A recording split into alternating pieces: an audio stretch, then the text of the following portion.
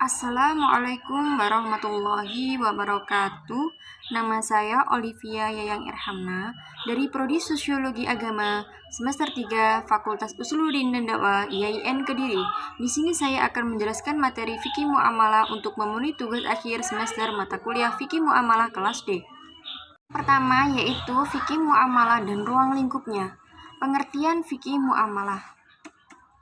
Fikih muamalah itu terbentuk dalam dua kata, yaitu fikih dan muamalah. Fikih sendiri secara bahasa atau etimologis itu al-fahmu, yang artinya memahami. Sedangkan secara istilah, fikih ialah mengetahui hukum syar'i secara terperinci dengan cara memahami dari dalil dan dasar syar'i tersebut, misalnya dari dalil Al-Quran dan hadis. Pengertian muamalah. Muamalah secara terminologis adalah hukum syara yang berkaitan dengan urusan dunia. Jadi fikih muamalah itu adalah tentang hukum-hukum syara yang menyangkut interaksi satu manusia dengan manusia lainnya, seperti persoalan tentang utang piutang, perserikatan, kerjasama menggarap sawah, dan lain sebagainya. Yang selanjutnya adalah prinsip muamalah. Prinsip fikih muamalah itu ada dua. Yang pertama ialah prinsip umum dan yang kedua adalah prinsip khusus. Prinsip umum itu meliputi satu, hukum asal dalam muamalah pada dasarnya adalah mubah atau boleh kecuali ada dalil yang mengharamkannya. Yang kedua, dilakukan dengan perimbangan yang mendatangkan manfaat dan menghindarkan mudarat. Yang ketiga, dilaksanakan dengan memelihara keseimbangan. Yang keempat, dilakukan dengan memelihara keadilan. Poin yang kedua yaitu prinsip khusus. Yang pertama, objek transaksi harus halal, artinya dilarang melakukan aktivitas yang mendatangkan keharaman. Yang kedua, adanya keridhaan semua pihak terkait muamalah tersebut. Jadi, transaksi dalam fikih muamalah itu sifatnya harus saling ridho antara kedua belah pihak dan tidak ada unsur paksaan. Yang ketiga, pengelolaan dana atau aset yang amanah dan jujur. Poin yang ketiga mengenai ruang lingkup fikih muamalah. Yang ada dua, yaitu muamalah adabiyah dan muamalah madiyah. Yang pertama, muamalah adabiyah itu mencakup segala aspek tentang akhlak dan perilaku manusia, seperti ijab qabul, saling meridhoi, tidak ada keterpaksaan antara kedua belah pihak atau saling meridhoi. Yang kedua adalah muamalah madiyah itu mencakup segala aspek kebendaan yang bisa diperjualbelikan, haram, halal, dan samar. Samar itu maksudnya samar antara halal dan haram untuk diperjualbelikan. Yang pertama, jual beli, gadai, jaminan, pemindahan utang, beberapa masalah muasirah, muhadisah. Sebab yang kedua yaitu mengenai amwal dan ruang lingkupnya. Yang pertama, pengertian al-amwal atau harta. Harta secara etimologis memiliki makna condong, cenderung, miring. Maksudnya, manusia condong berkeinginan untuk memiliki sebuah harta. Sedangkan secara terminologi, harta adalah sesuatu yang diinginkan manusia untuk disimpan maupun diberikan kepada orang lain, seperti bersedekah. Manfaat harta yang pertama, aniyah, yaitu harta yang mempunyai wujud unsur harta. Yang pertama, aniyah. Aniyah itu ialah harta yang mempunyai wujud dalam kenyataan. Contohnya seperti manfaat dari rumah yang disebut hak milik. Yang kedua adalah adanya unsur urfi, yaitu sesuatu yang dipandang sebuah harta dan tidaklah manusia memelihara sesuatu kecuali menginginkan manfaatnya. Manfaat dalam mengenai makna akad dan segala ruang lingkupnya. Yang pertama adalah pengertian akad. Akad itu berasal dari bahasa Arab, yaitu al-ahad, yang berarti perikatan, perjanjian, persetujuan, dan pemufakatan. Kata ini juga bisa diartikan tali yang mengikat karena akan adanya ikatan antara dua orang yang berakad. Rukun akad. Yang pertama, dua pihak yang berakad atau al-ahidain. Yang kedua adalah objek akad, yaitu mahal ahad. Yang ketiga, redaksi akad, yaitu syighah dan al-akhli. Syarat akad. Pihak yang melakukan akad ini telah dipandang mampu bertindak menurut hukum mukhalaf. Apabila belum mampu, harus dilakukan oleh walinya. Objek akad itu diakui oleh syara. Objek harus memenuhi 3 syarat berikut. Yang pertama adalah berbentuk harta. Yang kedua, dimiliki seseorang. Yang ketiga ialah bernilai harta menurut syara. Ini adalah manfaat dari amal atau harta. Harta yang dimiliki itu harus dimanfaatkan untuk memenuhi kebutuhan sehari-hari seperti makan, minum, pakaian, rumah. Namun dalam memanfaatkan harta itu harus ada batasannya juga. Allah melarang kita untuk melakukan hal-hal berikut ini. Yang pertama ialah israf atau berlebih-lebihan dalam memanfaatkan harta. Yang kedua tabzir adalah kata lain dari boros. Yang selanjutnya adalah pembagian amal atau harta. Pembagian amal atau harta ini terbagi menjadi 5. Yang pertama, dari segi tetap atau tidaknya suatu harta pada tempatnya. Yang kedua, dari segi pemanfaatannya. Yang ketiga, dari segi pemiliknya. Yang keempat, dari segi berkembang atau tidaknya harta tersebut. Yang kelima, dari segi aspek kebolehan pemanfaatannya menurut syarak, yaitu mengenai bai dan segala ruang lingkupnya. Poin pertama, pengertian bai. Kata al-bai berarti jual sekaligus beli, sedangkan secara terminologi para ulama memberikan definisi yang berbeda-beda. Di kalangan ulama Hanafi terdapat 2 definisi jual beli, yaitu saling tukar-menukar harta dengan harta melalui cara tertentu dan tukar-menukar sesuatu yang diingini dengan sepadan atau seimbang melalui cara tertentu yang bermanfaat. Rukun dan syarat mengenai bai. Rukun yaitu penjual, pembeli, objek jual beli. Yang kedua adalah syarat. Syarat orang yang berakad atau penjual dan pembeli syaratnya ialah berakal dengan kehendak sendiri atau bukan dipaksa orang lain, tidak mubazir atau boros. Yang keempat adalah balik. Syarat terkait ijab dan qabulnya, yang pertama orang yang mengucapkan itu telah balik dan berakal. Yang kedua qabul sesuai dengan ijab. Apabila ijab dan qabul tidak sesuai maka jual beli itu tidak sah. Yang ketiga adalah ijab qabul dilakukan dalam satu majlis, artinya kedua belah pihak melakukan jual beli hadir dan membicarakan topik yang sama, jadi bertemunya antara kedua belah pihak. Syarat barang yang diperjualbelikan, yang pertama adalah suci, yang kedua ada manfaatnya, yang ketiga barang itu dapat diserahkan, yang keempat barang tersebut merupakan kepunyaan si penjual, kepunyaan yang diwakilkan atau kepunyaan yang mengusahakan. Yang ketiga syarat nilai tukar atau harga barang. Yang pertama, harga yang disepakati kedua belah pihak harus jelas jumlahnya. Yang kedua, boleh diserahkan pada waktu akad, sekalipun secara hukum, seperti pembayaran dengan cek atau kartu kredit. Yang ketiga, apabila harga jual beli itu dilakukan dengan saling mempertukarkan barang atau muhayadah, maka barang yang dijadikan nilai tukar bukan barang yang diharamkan syarak, seperti babi, khamar, karena 2 jenis benda ini tidak bernilai dalam syarak, karena bernilai haram. Materi yang kelima yaitu mengenai ijarah dan ujroh serta ruang lingkupnya. Pengertian ijarah dan ujroh. Ijarah dan ujroh merupakan 2 kata yang berbeda, namun memiliki satu pembahasan. Secara etimologi berasal dari kata bai al-manfaah yang artinya menjual, manfaat baik. Manfaat suatu benda ataupun jasa ataupun imbalan dari tenaga seorang. Ijarah menurut arti bahasa itu ialah nama hak. Dasar hukum asalnya menurut jumhur ulama itu mubah atau boleh bila dilaksanakan sesuai dengan ketentuan yang diterapkan oleh syarak, yaitu Al-Quran hadis serta ijma. Rukun ijarah dan ujroh ini, yang pertama adalah akhid, orang yang berakad, yang kedua sigot akad, yang ketiga ujrah atau upah. Syaratnya akhid, sigat akad antara mujir dan mustajir, ujrah atau upah. Ruang lingkupnya, yang pertama adalah pengertian ariyah.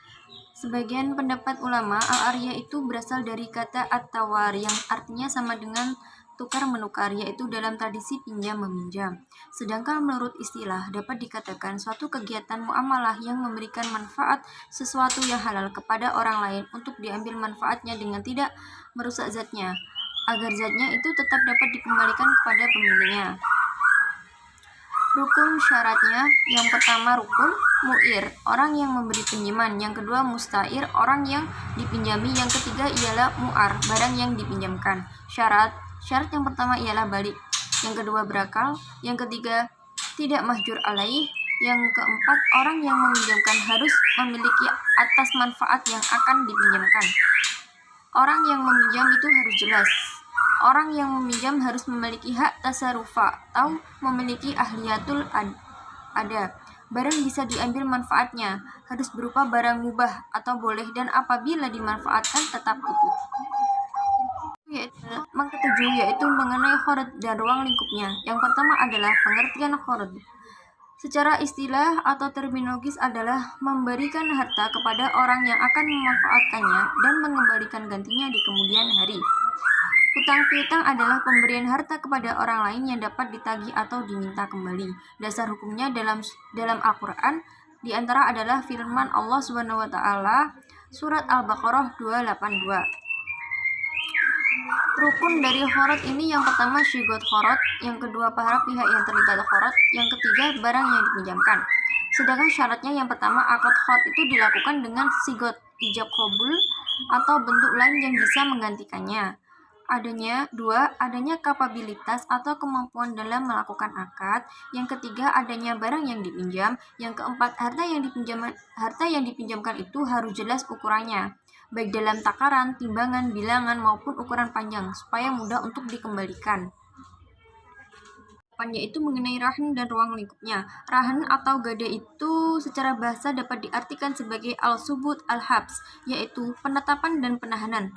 Al-rahn adalah menahan salah satu harta milik si peminjam atas pinjaman yang diterimanya.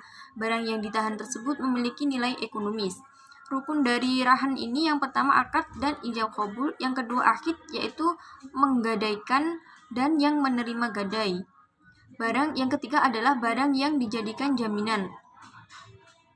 Syaratnya yang pertama rahin dan murtahin, yang kedua syigot, yang ketiga marhum bin atau utang. Manfaat dari rahan ini yang pertama yaitu menjaga kemungkinan nasabah untuk lalai atau bermain-main dengan fasilitas pembiayaan yang diberikan. Yang kedua, memberikan keamanan bagi segenap penabung dan pemegang deposito bahwa dananya itu tidak akan hilang begitu saja. Jika nasabah peminjam ingkar janji, ada suatu aset atau barang marhum yang dipegang oleh bank. Jika rahan diterapkan dalam mekanisme penggadaian, maka akan sangat membantu saudara kita yang kesulitan, terutama daerah yang kekurangan dana. Materi yang selanjutnya yaitu mengenai syirkah dan ruang lingkupnya. Yang pertama ialah pengertian syirkah. Syirkah menurut bahasa itu ialah al-ikhtilah, yang artinya campur atau percampuran. Percampuran ini berarti seseorang mencampurkan hartanya dengan harta orang lain, sehingga tidak mungkin untuk dibedakan. Pengertian syirkah menurut para ulama itu ialah kerjasama antara dua orang atau lebih dalam berusaha yang keuntungan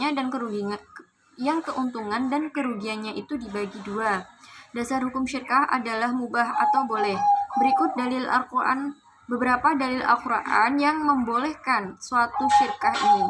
Yang pertama adalah surat Syad ayat 24, hadis riwayat Al-Bukhari dari perkataan Abu Manhal. Yang ketiga, hadis yang diriwayatkan oleh Abu Dawud dari Abu Hurairah dari Nabi Muhammad SAW.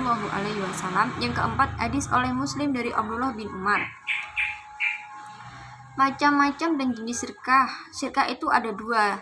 Yang pertama syirkah amlak atau hak milik, dan yang kedua syirkah uqud atau akad.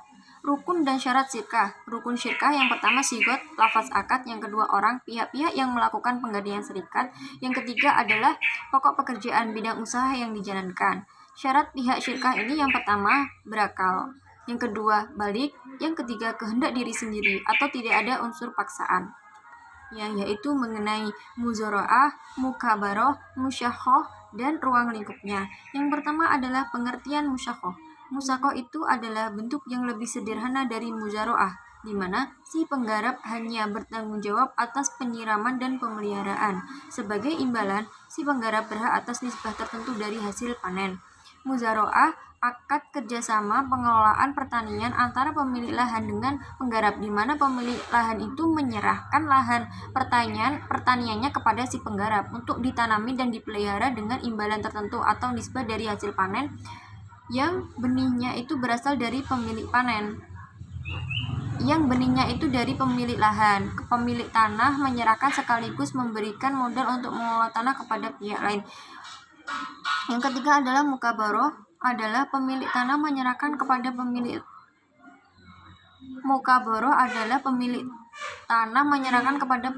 pihak orang yang mengelola tanah, tetapi modalnya ditanggung oleh pengelola tanah dengan pembayaran sepertiga atau seperempat hasil panen. Jadi kalau musakhoh itu adalah si penggarap itu hanya bertanggung jawab atas penyiraman dan pemeliharaan. Sebagai imbalan, penggarap berhak atas imbalan tertentu dari hasil panen. Kalau muza'ara'ah ini akad kerjasama pengelolaan pertanian antara pemilik lahan dan penggarap, di mana pemilik lahan ini menyerahkan lahan pertaniannya kepada si penggarap untuk ditanami dan dipelihara dengan imbalan tertentu. Pemilik tanah ini menyerahkan sekaligus memberikan modal untuk mengelola tanah kepada pihak penggarap. Kalau mukaboroh itu ialah pemilik tanah menyerahkan tanahnya kepada pihak lain yang modalnya ditanggung oleh pengelola tanah dengan pembayaran sepertiga atau seperempat dari hasil panen.